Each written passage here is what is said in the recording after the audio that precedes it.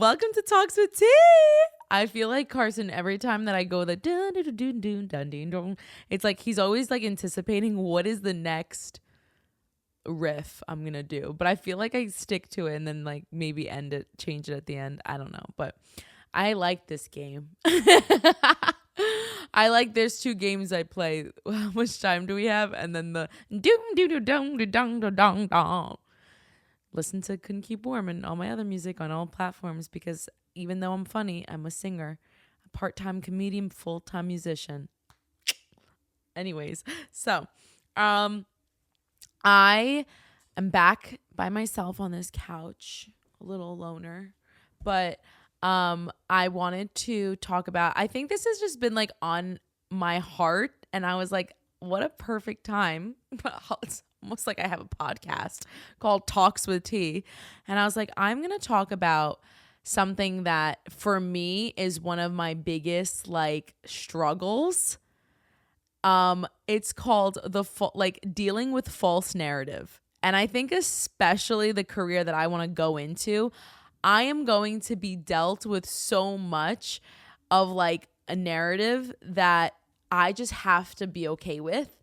And obviously Carson, you being a musician as well and in this spotlight, like he's someone that has to remind me like, you know, the truth and the reality. And just like, I face this in so many ways. I face this with people. I face this with like all of the things that my music, all of it, I'm constantly being in like, if you've watched my previous podcast, I talk about the fact that like growing up for me, I always felt like I owed an explanation to everyone.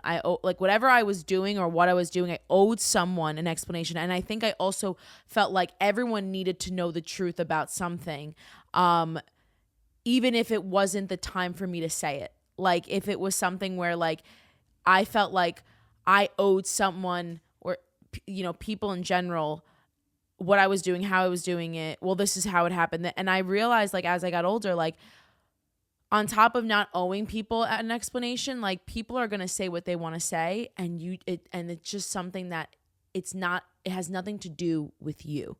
It has nothing to do with you. And so I wanted to talk about what I like things that have come up my way or like how I've dealt with it. You know, there's been instances where I feel like, especially when it comes to who I am as a person, like I don't like lies. I like things to be like, I'm a blunt person. I'm blunt, and what you see is what you get. And so when something is turned to a way of like, oh, well, this is how it happened, like I get so worked up about it. Like in my head, like I start getting like angry because I'm like, no, that's not true.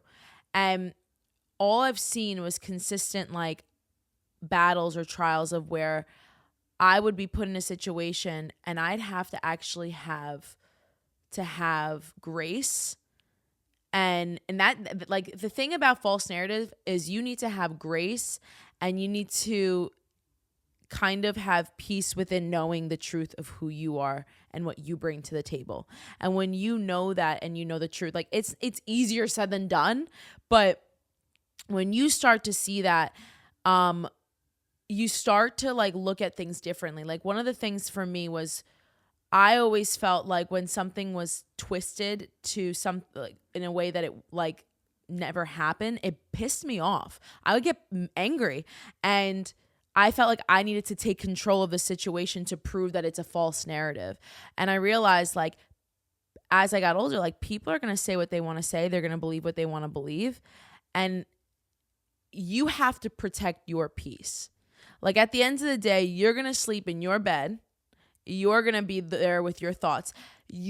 Out of all the thoughts in the world, all the opinions, your mind is the one that speaks to you the most. Not Joe Schmo from down the block. You have to sleep with your thoughts. And so whatever you're thinking, like make sure it's like good for you. And you can't control what other people say or do. And when you realize that, you start to look at false narrative as another thing of just like letting go. I saw something where another thing with false narrative that I realized was we are like, as a society, we always say, like, there's this phrase that I've always heard is like, um, people treat you based off of like who you are or like how they view you.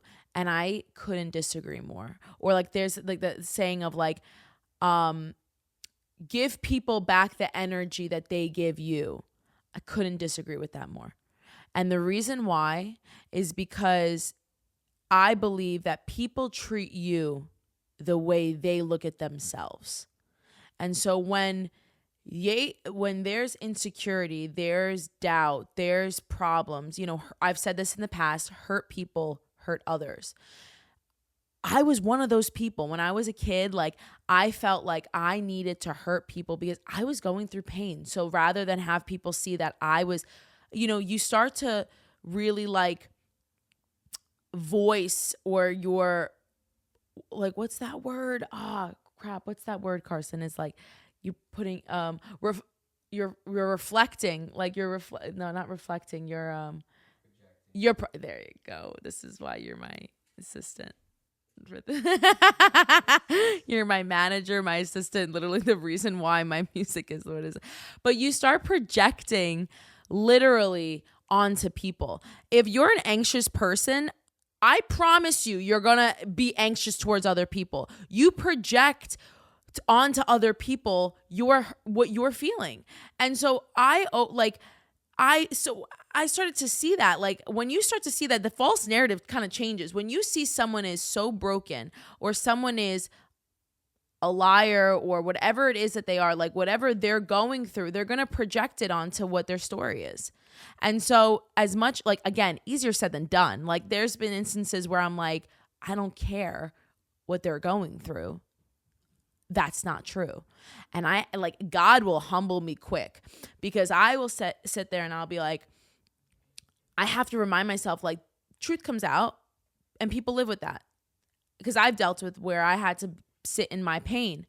And it's like, God will humble you really fast, because even though you see this like false narrative, you don't see what they're dealing with inside. And when you start to look at people for who they are and like broken people, hurt people, you start to see, well, that's why they are projecting that. That's why they're talking like that. That's where the false narrative comes. This is what they're doing.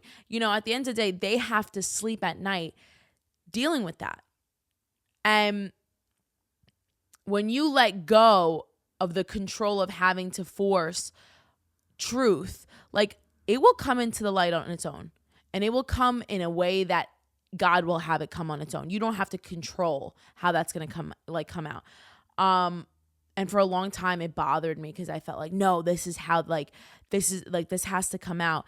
And then I realized, like, silence speaks louder.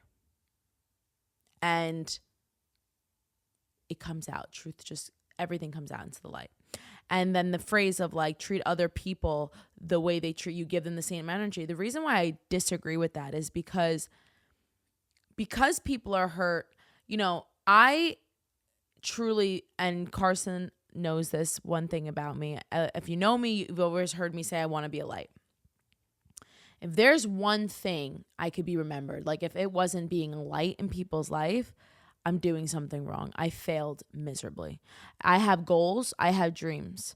But you put me in a room with someone, I want to know everything about that person. I want to freaking, like, I am going to be your biggest hype man. I'm going to be your biggest supporter. I will do it. And if that's not me, I failed miserably, because I used to be like,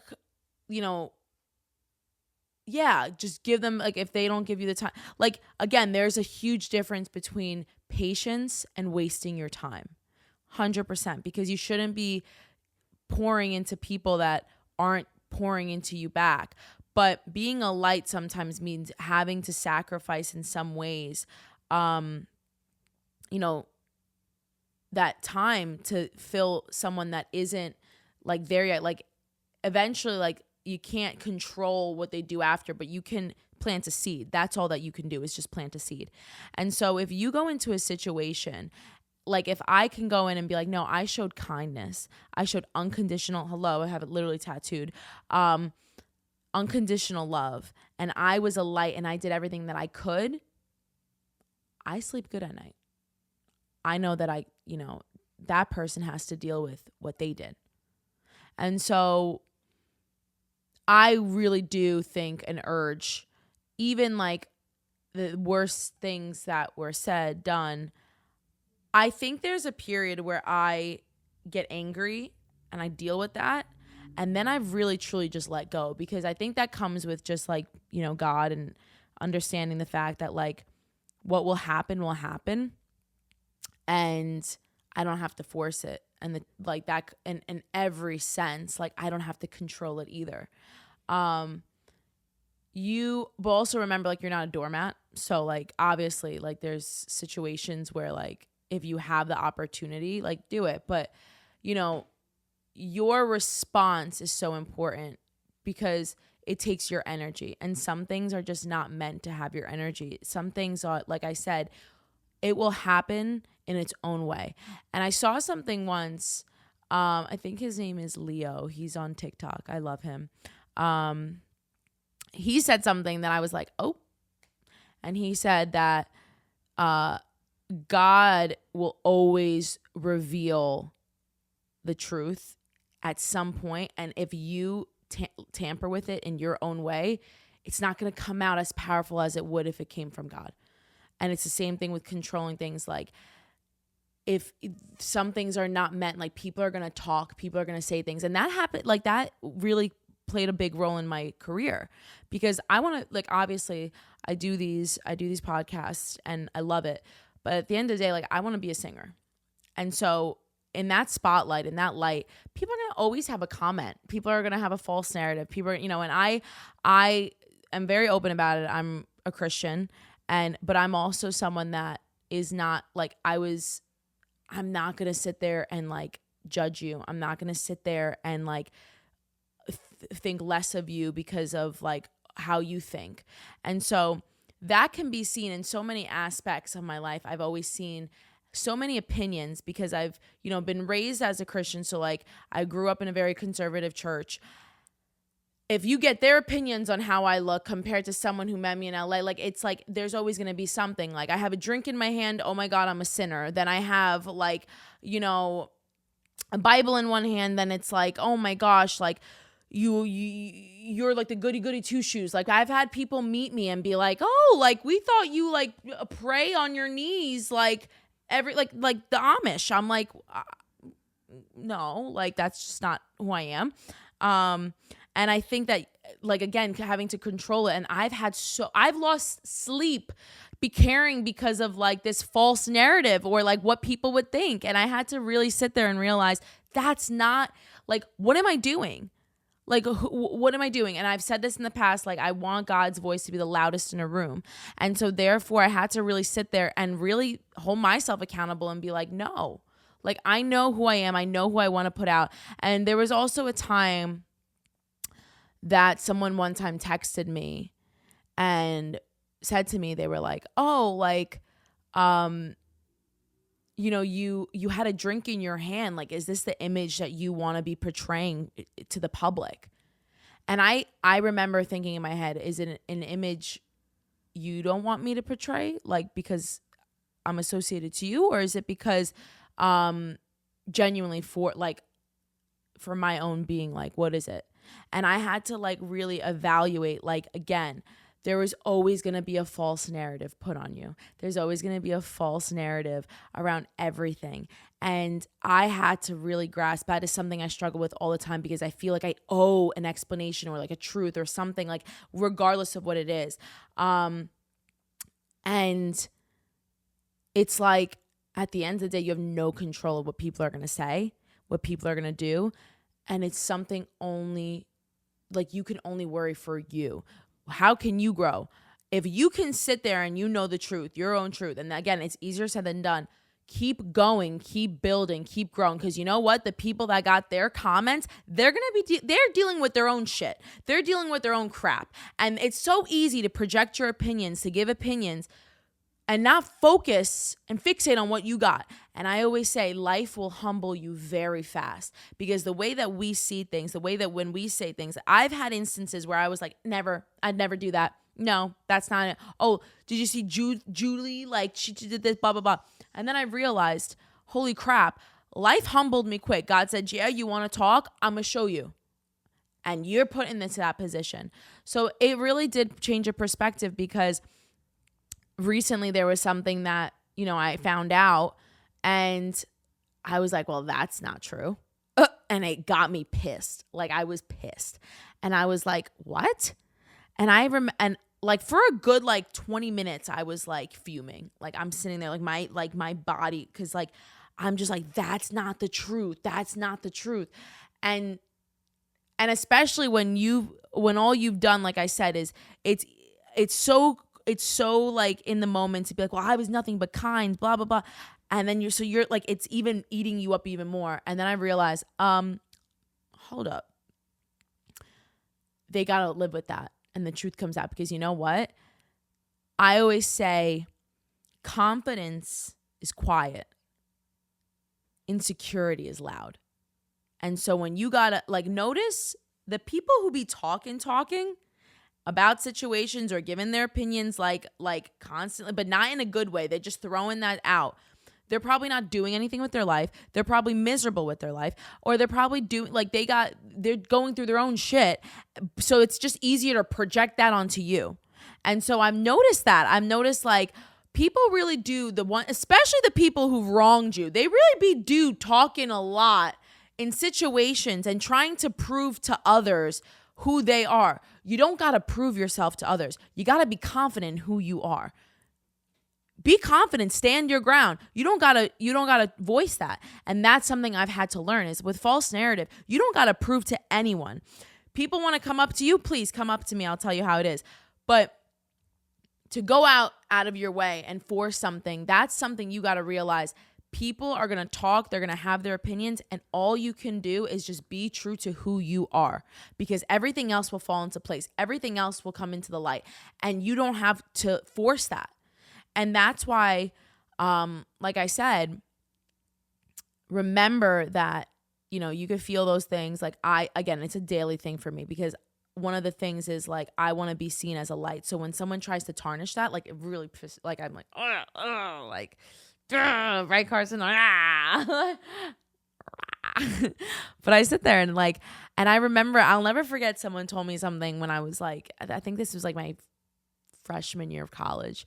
I was talking about my dreams, my goals, my aspirations, and I was like, I want to be a singer, blah, blah, blah. And at that point in my life, I was very, I had imposter syndrome. I had insecurities of my own. And I remember this person looking at me and saying, how do you expect God to give you this dream if you can't stand confident in it? And I was like, damn, you right.